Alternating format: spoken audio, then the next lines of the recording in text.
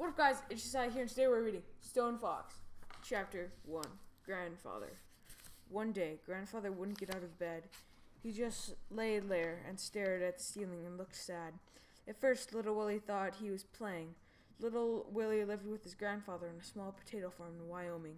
It was hard work living on a potato farm, but it was also a lot of fun, especially when Grandfather felt like playing. Like the time Grandfather dressed up as a scarecrow out of the garden. It took Little Willie an hour to catch on. Boy, did they laugh. Grandfather laughed so hard he cried.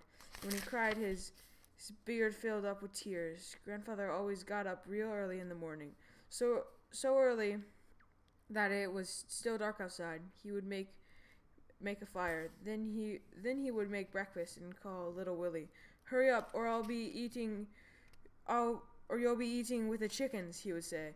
Then he would throw his head back and laugh. Once Little Willie went back to sleep. When he woke up, he found his plate out in the chicken coop. It was picked clean. He never slept late again after that. That is, until this morning. For some reason, Grandfather had forgotten to call him. That's when Little Willie discovered that Grandfather was still in bed. There could be only one explanation. Grandfather was playing. It was another trick. Or was it? "Get up, Grandfather," Little Willie said. "I don't want to play any more." But Grandfather didn't answer. Little Willie ran to the house. The dog was sleeping in the front porch. "Come on, Searchlight," Little Willie called out. The dog jumped to its feet, and together it ran off down the road. Searchlight was a big black dog. She had a white spot on her forehead the size of a silver dollar. She was an old dog, actually born on the same day as Little Willie, which was over 10 years ago. A mile down the road, they came to a small log cabin surrounded by tall trees. Doc Smith was sitting in the rocking chair under one of those trees, reading a book. "Doc Smith," Little Willie called out. He was out of breath. "Come quick." "What seems the matter, Little Willie?" the doctor asked, continuing to read. Doc Smith had snow-white hair and wore a long black dress. Her skin was tan and her face was covered with wrinkles. "Grandfather will answer me," Little Willie said.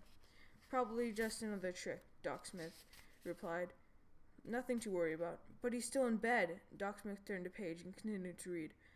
"How late did you stay up last night?" "We went to bed early, real early. No singing or music or anything." Doc Smith stopped reading. "Your grandfather went to bed without playing his harmonica?" she asked. Little Willie nodded. Doc Smith shut her book and stood up. "Hitch up Rex for me, Willie," she said. "I'll get my bag." Rex was Doc Smith's horse. He was a handsome palomino. Little Willie hitched Rex to the wagon, and then they rode back to Grandfather's farm. Searchlight ran on ahead, leading the way and barking. Searchlight enjoyed a good run.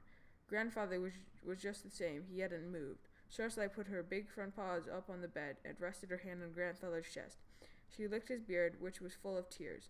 Doc Smith proceeded to examine Grandfather. She used just about everything in her little black bag. "What's that for?" Little Willie asked. "What are you doing now?" "Must you ask so many questions?" Doc Smith said. "Grandfather says it's good to ask questions." Doc Smith pulled a long silver object from her doctor's bag. "What's that for?" Little Willie asked. "Hush." "Yes, ma'am, I'm sorry." When Doc Smith had finished her examination, she put everything back into her little black bag. Then she walked over to the window and looked out onto the field of potatoes.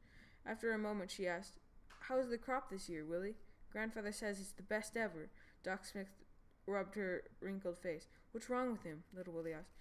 "Do you owe anybody money?" she asked. "No," Little Willie answered. "What's wrong?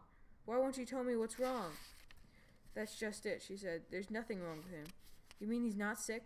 "Medically, he's healthy as an ox. Could live to be 100 if he wanted to." "I don't understand," Little Willie said. Doc Smith took a deep breath, and then she began. "It happens when a person gives up on life, for whatever reason. It starts up here in the mind first, then spreads to the body. It's real sickness, all right, but there's no cure except the person's own mind. I'm sorry, child, but it appears your grandfather just doesn't want to live anymore." Little Willie was silent for a long time before he spoke. "But what about fishing and rodeo and turkey dinners? Doesn't he want to do those things anymore?"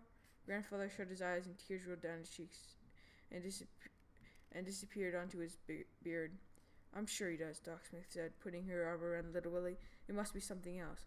Little Willie stared at the floor. I'll find out what's wrong, and I'll make it better. You'll see. I'll make Grandfather want to live again." And Searchlight barked loudly. I hope you guys enjoyed chapter 1 of Stone Fox. See you guys in the